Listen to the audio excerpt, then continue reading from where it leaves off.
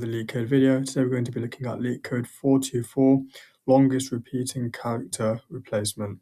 This is a medium difficulty Leetcode problem, and in this problem, the problem description, we're told that we're given a string s and an integer k, and we can choose any character of the string and change it to any other uppercase English character, and we can perform this operation at most k times.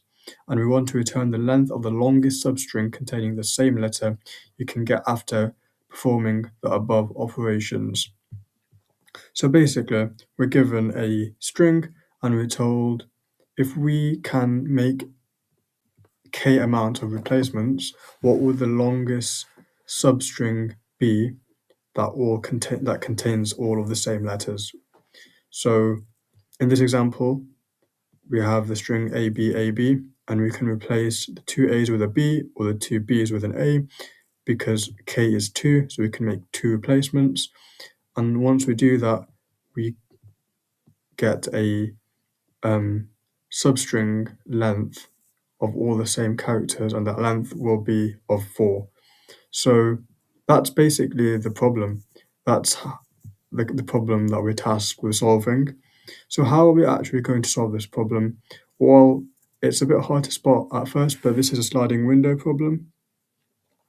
And so the intuition behind solving this problem is going through each character in the string, and we'll have a window, of course, and we'll basically keep increasing the window size on each iteration, and we'll decrease the size of this window whenever we can no longer add more characters to our substring and also make any replacements.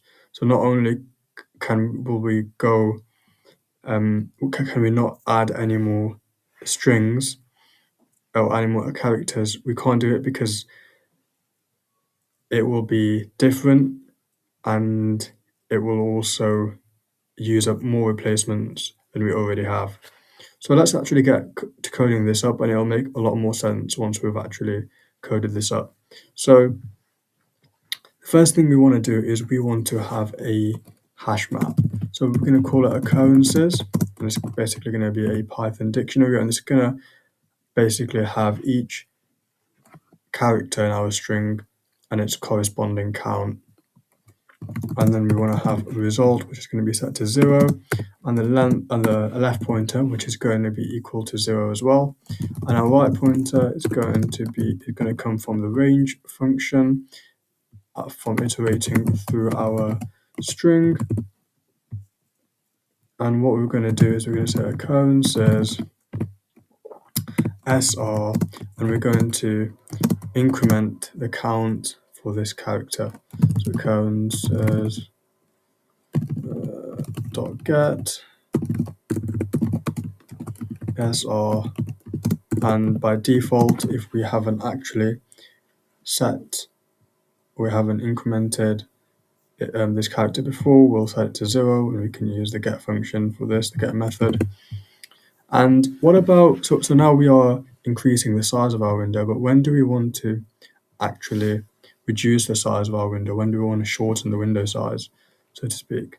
Well, we want to do that if, I'm going to write some pseudocode, if the window size minus m or count of m chars, and m is basically going to be a character, it can be any character, but really we want to find the biggest number in our occurrences for a given character, so that the maximum count minus the window size minus that count is going to be equal the number of replacements needed.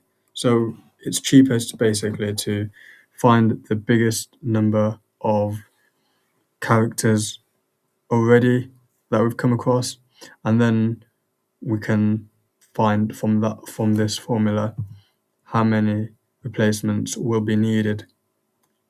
And if the number of replacements exceeds k, well, then we know that we don't have any replacements left, so we want to reduce the size of our window.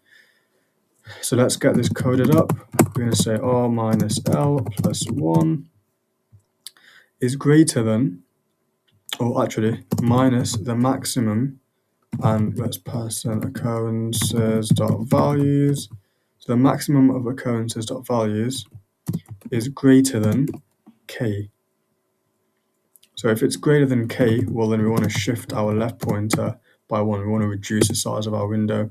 And we also want to say occurrences SL, and we want to decrement it by 1 as well. And then we want to set our result. Our result is simply going to be the maximum of our existing result, and we're going to pass in the window size, the current window size that we have, and it will choose the biggest window size for us. And then we can return our result once we've completed iterating through the entire string. And there we go, 50 test cases passed for this problem. The logic behind it does take a while to actually understand, but once you understand the intuition behind it, of how the sliding window problem and the solution actually works, it'll make a lot more sense going forward and coming across similar sorts of problems.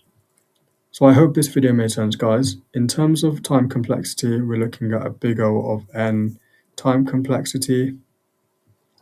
Space complexity is going to be constant. It's going to be big O of 1. We just have a fixed alphabet size. We have each letter of the alphabet, or 26, mapped to a number. So it's going to be a fixed size for space complexity. So big O of 1, constant space, and big O of n, linear time. So with that being said, I hope you guys enjoyed this video, and I'll catch you in the next one.